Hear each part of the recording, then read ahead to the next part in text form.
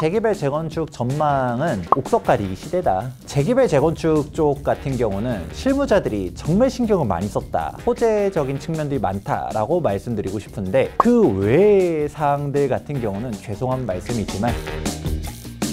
안녕하세요. 복독방 기자들의 이데일리 오희나 기자입니다. 오늘은 김재경 투미부동산 컨설팅 소장님을 모시고 2024년 재개발 재건축 전망에 대해서 들어보겠습니다. 소장님 안녕하세요. 네, 반갑습니다. 재개발 재건축 전문가 김재경 소장입니다.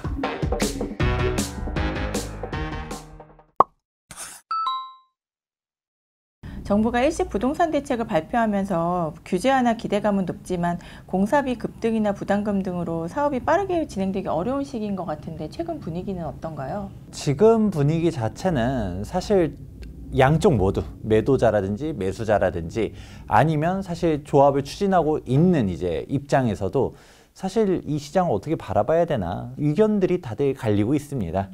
아무래도 이제 긍정적으로 바라보시는 분들도 있고 부정적으로 바라보시는 분들도 있고, 이번 정부 대책 같은 경우도 긍정적인 측면도 있지만 사실 조금 기대에 못 미치는 사항들도 공존하다 보니까 이런 것 같습니다. 일시 부동산 대책에 대해서 좀 평가를 해주신다면? 네, 일시 부동산 대책 자체는 재개발 재건축 쪽 같은 경우는 실무자들이 정말 신경을 많이 썼다라고 생각할 정도로 디테일한 개선들이 많이 되어 있고, 그만큼 긍정적인, 호재적인 측면들이 많다라고 말씀드리고 싶은데, 그 외의 사항들 같은 경우는 죄송한 말씀이지만 신경을 쓴 게 돋보이긴 한데 사실 조금 2% 부족하다라고 해야 될까, 실익이 없는 사항들이 공존하고 있다라고 말씀드리고 싶네요. 안전진단 완화 부분은 재건축 단지의 수혜가 될 것 같은데 어떤가요? 네, 맞습니다. 일단은 조금 획기적인 사항들 중 하나가 바로 재건축 안전진단 시점을 뒤로 미룰 수 있다라는 사항인데요. 이게 어떤 식의 의미가 있냐면, 국토부 발표 자료 보다 보면 한 3년 속도를 빠르게 할 수 있다라고는 말씀했지만 실질적으로 제가 봤을 때 5년에서 6년 정도도 단축할 수 있는 효과가 있다라고 보고 있습니다. 정부는 사실 기본적으로 그동안 보도 자료에서 재개발 재건축 속도에 대해서 말한 것들이 있다 보니까 그렇게 한 것 같긴 한데, 실질적으로 한번 따지게 되면 그동안 재건축 프로세스를 봤었을 때 30년 차가 됐다 그러면 예비안전진단 먼저 지자체한테 신청을 하고 그 다음에 정밀안전진단을 받게 되고, 우리가 보통 2차 안전진단이라고 불렸었던 게 이제 정밀안전진단의 적정성 검토가 있었었는데, 뭐 지금은 이제 유명무실화 되긴 했지만 원래는 2차 정밀안전진단까지도 받고 그 다음에 정비계획을 수립, 그러고서 이제 본격적으로 동의율을 걷기 시작하는 겁니다. 그래서 추진위원회 설립하고 조합 설립을 하는 그런 프로세스가 되게 되는데, 그러면 이 안전진단을 통과하는 데만 하더라도 2, 3년이 걸려요. 그런데 실제로 우리가 목동이라든지 여의도라든지 보다 보면 2, 3년이 뭐예요? 훨씬 더 오래 걸렸었죠. 그 오래 걸린 이유 중 하나가 바로 이 안전진단 신청하려 했었을 때 장기 수송 충당금을 활용하게 되면 사실 이건 또 횡령 문제가 또 걸리다 보니까 주민들끼리 이 안전진단 비용을 십시일반하기 시작하거든요. 이 비용이 1, 2억에서 2, 3억씩도 하다 보니까 이 돈 모으는 데 또 시간이 한참 걸리고, 그렇게 걸리다 보니까 이 안전진단에서도 정말 오랫동안 이제 시간을 끌어왔었다라는 부분들이 있는데, 그러고서 정비계획 수립 같은 경우도 한 2년 정도는 걸리고요. 그러고 조합 설립하려고 했었을 때도 이 동의율이 빨리 거치면 3년에서 5년도 걸리긴 하지만 냉정하게 말하면 10년 넘어가는 조합들도 많거든요. 그런데 이거를 모든 프로세스 다 거치면서 하다 보니까 속도가 너무 느려지는 것을 이제 정부의 안대로 바뀌게 되면 어떻게 되느냐, 일단은 동의율 먼저 거둬라. 사실 지금 동의율을 거두려고 해도 잘 안 거치는 곳들이 많거든요. 어차피 동의율 걷는 데만 하더라도 시간이 아무리 빨라도 3년에서 5년이라고 하게 되면 일단 동의율 먼저 걷고 있는 동안 병행 추진하면서 안전진단도 그때 받고, 아니면 정비계획 수립도 그때 병행해서 수립하고 있겠다. 즉 우리가 사업 속도가 늦춰지는 것을 방지하겠다라는 사항이라서 이거는 안전진단 시점 자체를 주어설리 인가 이후로도 사업시 인가 전까지만 받으면 된다라고 하긴 했었지만 안 그래도 윤석열 대통령이 비교육 최근에 이제 노후성을 언급하면서 안전진단 때문에 막히는 거는 없도록 하겠다라는 취지로 발언한 것도 있다 보니까 안전진단 시점 관련해서 조금 건든다든가 아니면 뭐 30년 차 넘어간다라고 하면 안전진단 안 받아도 되게끔 이런 식으로 할 것인가 라는 생각들을 했었는데 아예 정비계획 수립 자체도 병행해서 할 수 있도록 하겠다라는 거는 실무자들이 좀 생각을 많이 한 것 같은 게 많이 느껴졌습니다.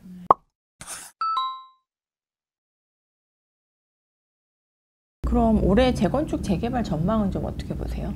사실 재개발 재건축 전망은 저는 옥석 가리기 시대다라는 얘기를 사실 작년부터도 꾸준히 해왔었거든요. 예전에는 재개발합니다, 재건축합니다, 뭐 말만 하는 순간 가격대가 다 올라갔었죠.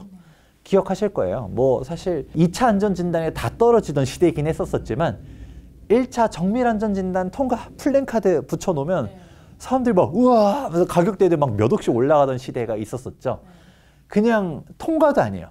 우리 재건축 할 겁니다. 안전진단 신청 플랜카드만 걸어놔도 오 우리 재건축 호재가 있어요 하면서 가격대들이 올라가던 시대.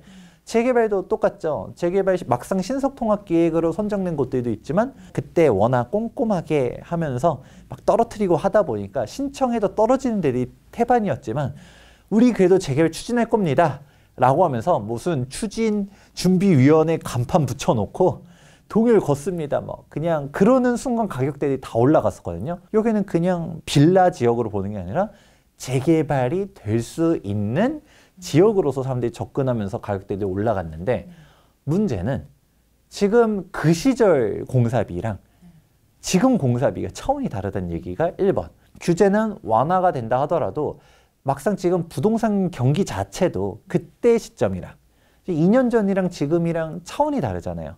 일단은 기대감들도 꺾인 것도 있다 보니까 사실 그렇게 활발하게 움직여지지 못합니다. 그리고 뉴스 조금만 검색을 해본다 하더라도 멀쩡하게 진행하던 재개발 재건축 지역도 공사비 가지고 계속 싸우고 갈등이 나오고 소송 걸리고 이런 상황들이 많이 나오다 보니까 예전처럼 묻지마식 투자로 가기보다는 현실을 좀 깨닫고 예를 들어 제가 그전에도 여러 번 이제 중요한 사항들 투자를 할 때 조금 안전한 투자를 하는 거를 지향하면서 어떤 이제 지역들을 걸러야 되는지에 대한 정보들도 많이들 전달 드렸었습니다. 그런데 그때만 하더라도 아이씨 그거 누가 몰라서 투자 못하냐 라고 했지만 장이 좋을 때는 다 오르지만 장이 안 좋을 때는 올라가는 애들만 올라가거든요. 지금 멀쩡한 재개발 지역도 가격들이 많이 조정된 곳들도 많습니다. 그래도 괜찮은 곳들은 진행은 돼요.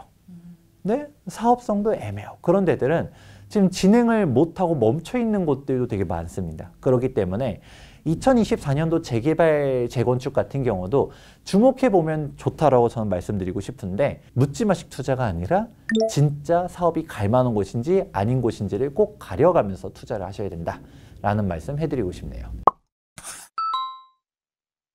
이렇게 시장이 안 좋긴 하지만 그래도 호재가 있고 아직도 저가 매수할 수 있을 만한 그런 지역도 있나요?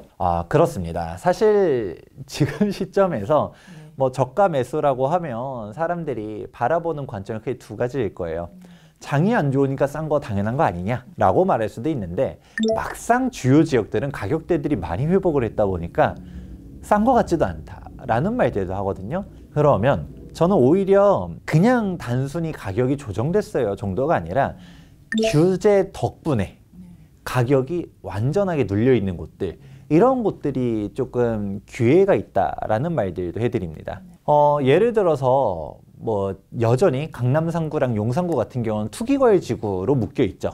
투기과열지구에 규제들이 여러 가지가 있습니다. 5년 재당 청금지도 있고 조합원 지위양도 금지도 있고 그런데 여기에서 조합원 지위양도 금지 규정 덕분에 가격이 눌려서 나오는 데들이 있어요. 하나씩 얘기를 해드리도록 하자면 우리 강남권 재건축 다들 원해 할 텐데 비싸잖아요. 그냥 뭐 반포, 잠원에 있는 재건축 투자하려고 하면 현금이 막 3, 40억 아직 초기 지역이라 해도 20억씩 투자 금액이 필요한데 근데 서초구 방배동 재건축 지역 중에서 방배 13구역과 14구역을 주목해보면 좋다라는 얘기들도 해드립니다. 여기는 어떤 부분들이 있냐면 일단 기본적으로 재건축 같은 경우는 투기거래지구다 하면 조합설립 인가로부터 소유권 이전 등기 시까지 조합은 지휘형도 금지 규정이 걸립니다. 근데 예외사항이 있습니다만 이제 바로 방배 13구역과 14구역 어떤 게 걸리냐면 사업시행 인가로부터 3년 내에 착공하지 않은 조합은 전매를 할 수 있는 예외사항이 있어요. 물론 소유자가 3년 이상 보유도 같이 충족을 해야 되는데 그러면 해당 13, 14구역은 관리처분 인가도 받았고 이주 철거 중이에요. 사실 우리가 보통 제외 재건축할 때 8분능선 다 넘었다는 표현들도 하잖아요. 관리처분 인가가 나면 8분능선 넘었다라고 하는데 여기서도 이주 철거를 하고 있으면 뭐 끝났네 라고 하면서 보통 2단계에서는 어마어마하게 비쌉니다. 근데 여기서는 전매 금지가 막히기 전에 매도를 하려는 사람들이 있을 수밖에 없겠죠. 그렇다 보니까 지금 급매물들이 등장하는데 기본적으로 매물들 나오는 것들 보다 보면 뭐 보통은 한 16억에서 18억 선인데 급매물들 찾다 보면 13억 원 선에서 투자할 수 있는 매물들도 등장하더라고요. 우리가 일단은 서초 강남의 재건축을 투자하려고 하면 기본적으로 생각해야 되는 금액대가 있는데 아니 13억? 거기다가 속도 초기 지역인가 하면 그렇지도 않고 이주 철거 시점이야. 당장 방배동 재건축의 대장이 방배 5구역, 6구역인데 여기는 착공을 했잖아요. 그렇다 보니까 매물을 찾으려고 해도 매물도 귀한데 나온다 하더라도 투자 금액이 막 20억씩 필요한 매물들이 있다 보니까 상대적으로 비교가 확 된다. 이런 데들을 찾아보는 것도 기회고 그래도 방배 얘기하면 너무 비싸잖아요. 네, 그렇죠. 아무리 13억이지만 그렇죠. 강남치고는 이라는 생각이 들어도 그래도 들어가기 어렵죠. 그럼 똑같이 투기거래지구에서는 규제에 이런 기회가 나오는 곳들 똑같이 잡아보면 돼요. 바로 어디냐면 이제 송파구로 넘어갑니다. 송파구에서 마천 4구역이 있어요. 이 마천 4구역이 관리처분 총회를 2023년도 8월 달에 했고 관리처분 인가가 다가오는 4월 달에 난다라는 얘기들이 있습니다. 이제 몇 달 안 남았어요. 그런 상황 속에서 여기에 지금 급매물 같은 경우는 30평형대에 신청한 매물도 6억 중반대에 들어갈 수 있는 매물도 간간히 나옵니다.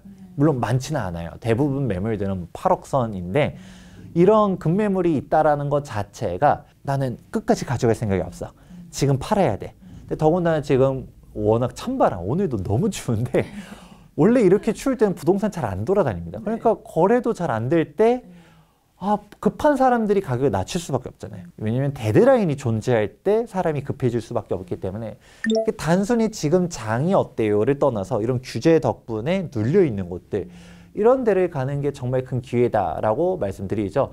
우리가 단적으로 작년에 저희 복덕방 기자들에서 한남 3구역 기회입니다 라는 얘기 했었던 거 기억나실 거예요. 똑같은 거거든요. 한남 3구역도 관리처분 인가하면 전매금지가 걸리다 보니까 그 전에 진짜 15억, 16억에 투자할 수 있는 매물들도 존재했었거든요. 그때도 댓글에 그게 뭐가 저렴하냐 했는데 지금 죄다 20억 초중반으로 다 올라갔습니다. 그렇다 보니 이렇게 규제로 눌려 있었을 때 이제 접근할 수 있는 곳들 보는 게 좋고 또 그러면 투기거래지구가 아니라 하더라도 우리가 또 볼 수 있는 곳 중 하나가 토지거래 허가구역 역시도 기회가 될 수도 있습니다. 토지거래 허가구역이라는 곳 자체가 아무래도 무주택자 혹은 1주택자가 처분 조건부로만 살 수가 있고 매도자 역시도 이제 제약 조건들이 되게 많습니다. 이런 토지거래 허가구역 같은 경우는 급한 사람들이 팔려고 했을 때 거래가 잘 안 되잖아요. 그렇다 보니까 급매물들이 나오게 되는데 우리가 주요 지역들 보다 봤을 때는 성수전략정비구역도 정말 급매물들이 많이 나오고 있어요. 뭐 많지는 않아요. 제가 많다라고 표현하니까 좀 그렇긴 하지만 다른 데는 이렇게 급매물이 없는데 성수는 있다라는 거죠. 당장 한남뉴턴만 하더라도 투자하려 하면 20억이 넘게 현금 동원을 해야 되는 반면 성수 같은 경우는 한 빌라 찾아보다 보면 한 18억 원 선 매물들 진짜 여기서 초급매 같은 경우는 16억 선의 매매 금액도 존재합니다. 그럼 내가 여기서 대출 한 3억만 받는다 하더라도 13억 원 선에서도 들어갈 수가 있다라는 거죠. 여기 성수 같은 경우는 이제 신속통합기획 발표되면서 워낙 개발 호재들도 많이 나오고 있고, 그리고 지금 성수 전략정비구역 같은 경우는 지금 돌고 있는 내용이 감정평가 금액대가 가감평이 떴다라는 얘기 나오는데, 그 평가 금액이 장난 아니라는 얘기들이 있습니다. 근데 지금 공식적으로 오픈된 건 아니다 보니까 제가 말하기는 그렇지만, 평가 금액이 정확하게 나오기 시작하면 프리미엄들이 죄다 다시 재조정될 거라고 보여지거든요. 나는 지금 뭐 이 빌라를 얼마에 팔고 뭐 이 생각을 하고 있었는데, 평가 금액만 뭐 정확한 건 얘기할 수는 없지만 그냥 평당 1억을 훨씬 넘기서 나올 거라는 얘기들이 나옵니다. 그런데 감정평가 금액만 예를 들어 10억이야. 그러면 내가 금액을 좀 다시 생각해 봐야 될 것 같은데 라는 사람들이 나오겠죠. 물론 이거를 1차원적으로 그렇게 보면 안 되는 게, 조합 분양가가 20억 넘게 나올 거로 이제 추정되다 보니까 분담 금액도 생각은 해보셔야 돼요. 근데 사람들은 그것까지는 생각 못하고 일단 당장 내 감정평가 금액이, 보통 일반적인 빌라 평가 나와봤자 뭐 3억에서 5억 나오는데 나는 10억이 넘게 나와? 라고 해버리면 가격도 높게 다시 내놓을 여지가 있기 때문에, 그런 부분들도 종합적으로 고려해 보았을 때 지금 기회가 있는 지역들 항상 있다라는 말씀 해드립니다.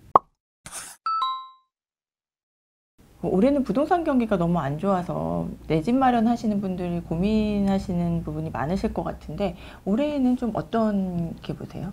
네, 올해 부동산 시장은 사실 저는 양극화를 넘어서 초양극화가 될 거라는 생각도 합니다.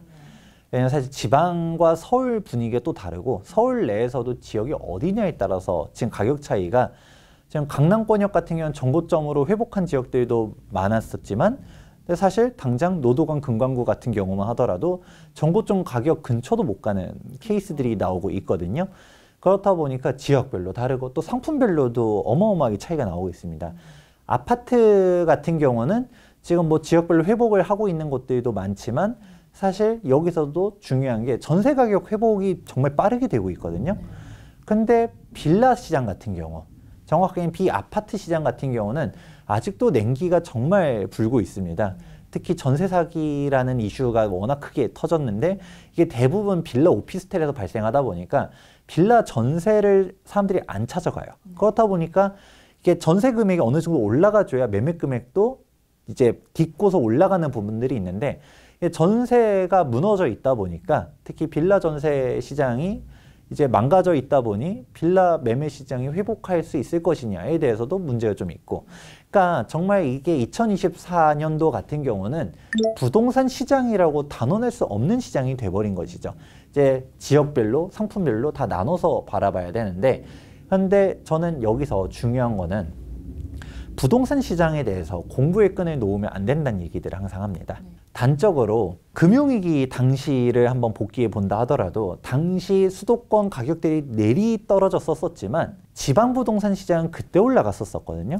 물론 지금 그렇다 해서 뭐 지방이 지금 올라갈 거다라고 말하는 건 아니지만, 항상 자금의 흐름들이 움직이는 곳들이 있습니다.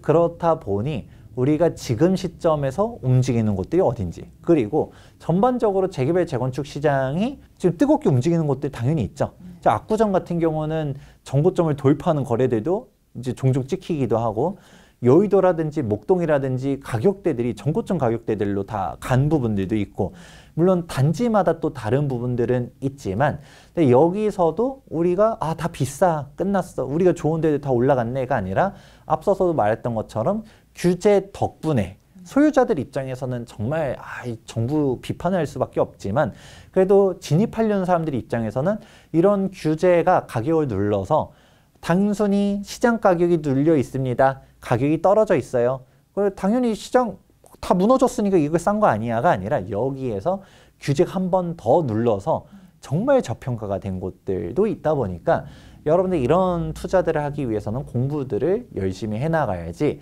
이제 잡을 수가 있는 것이고, 또 기회가 진짜 온다 하더라도 준비가 된 자가 그 기회를 잡을 수 있다라는 말씀도 해드립니다. 지금까지 복독방 기자들의 오희나 기자였습니다. 김정현 소장님 말씀 감사합니다.